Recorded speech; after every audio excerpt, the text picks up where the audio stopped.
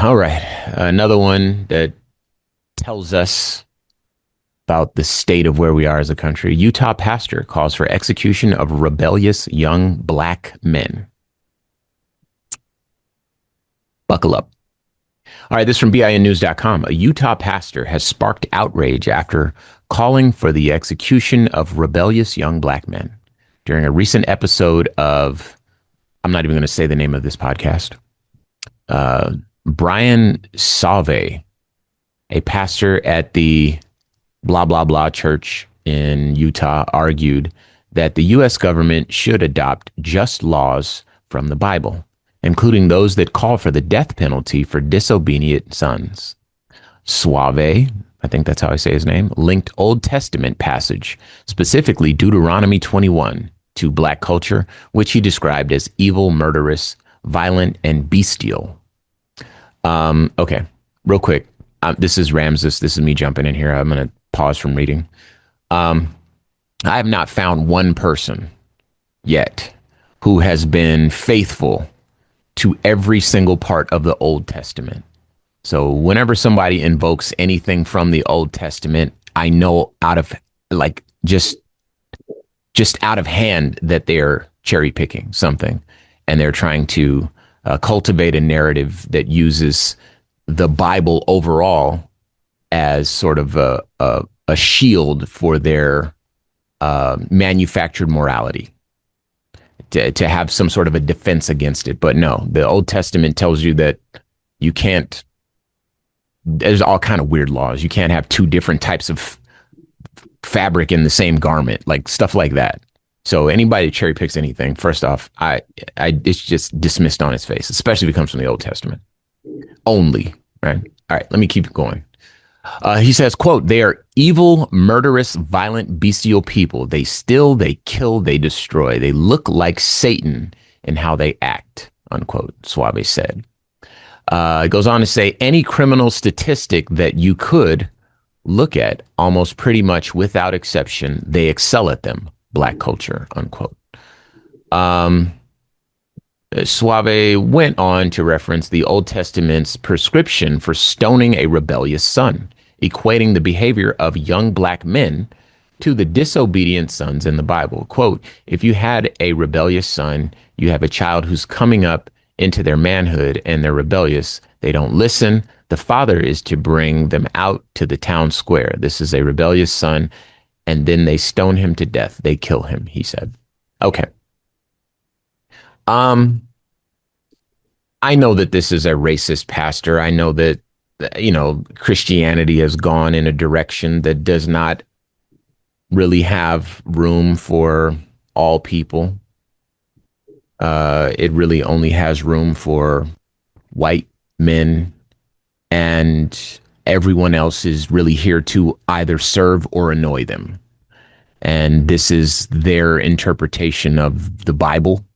And they're the ones in power right now. They got their savior in office, Donald Trump. And so they get to move through time and space as though this is valid.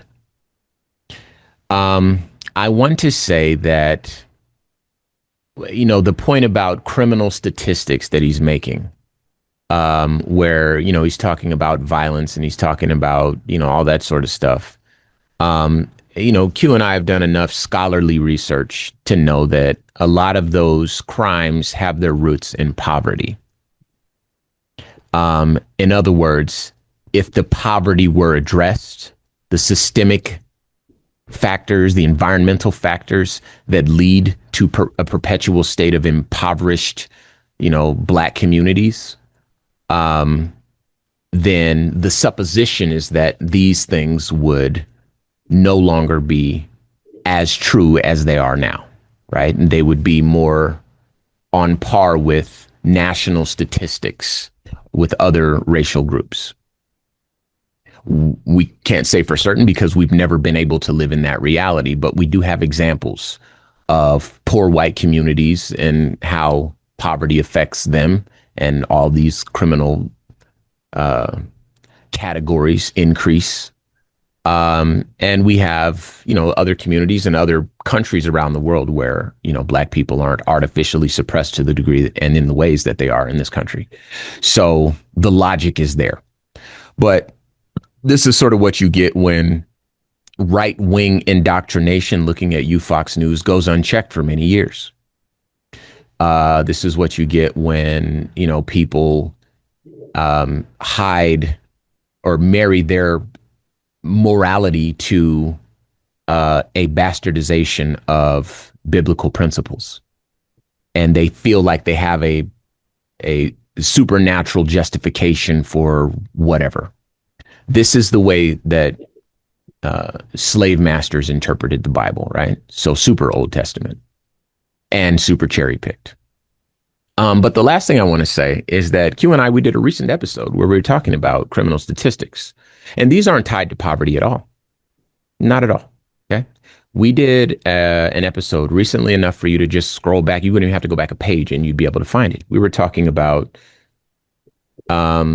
sex crimes, crimes that involve children, that sort of stuff. I don't need to rehash it. It was gross enough to rehash it hash it the first time. So for folks that want to, you can go back and listen to all that nonsense. We had like our video got demonetized or partially demonetized on YouTube because of the language we were using, because it could be triggering to people. That's why people use words like grape instead of the R word. You know what I mean? So they won't get demonetized. But the crimes that we were looking at, the crimes that have this profound lasting effect on human beings and their psychology and their capacity to enter into fulfilling relationships, etc. Those crimes are largely committed by white men. You want to talk about attacks on women, sexual attacks. You want to attacks on children, all that sort of stuff. If you want to talk about white collar crimes, crimes that affect huge numbers of people all at once, like Enron level crimes, overrepresented are white men when you're looking into those categories. If you want to talk about street crime from poor people, that they wouldn't do those crimes if they had a job that paid them enough, or if they had access to jobs like that, then yeah, you could manipulate that data to say all this sort of stuff. But again, for people that become indoctrinated by Fox News, and then they add a little bit of, right wing, whatever, incel culture into there, and a little bit of religion to fortify it all. You get people that think that black people are just born awful. What did this guy say? We look like Satan, something like that. He said something. I can't find it now, but that's what he said, and feels justified in saying that, to go on a platform and say it, and then claim to be a man of faith. And the crazy thing is, the person whose podcast it was, I don't want to shout them out just because why would I ever do that? They have to try harder to get on the radio. But whoever's podcast it is didn't stop them from saying that. And the crazy thing, this is not the only one. There's another story we talked about where there's another pastor who's like super, let's put these guys back in chains. That's where they belong. So anyway, Q, your thoughts? It's a really, watching everything that's happening right now is so heartbreaking, Rams. Like, I went from really, really sad to really, really angry back to really, really sad, because it feels more hopeless by the day. Like, this man, I'm guessing if he's actually a pastor, went to seminary. I know they didn't teach him this in seminary. I know that the same Bible that you and I grew up reading and being taught doesn't say this. So this man's own warped view of reality, his own deeply seated racism and hate, where he, I'm guessing, leads a congregation and teaches them this with, I'm sure, no pushback, because he's somewhere in the country where that's their way.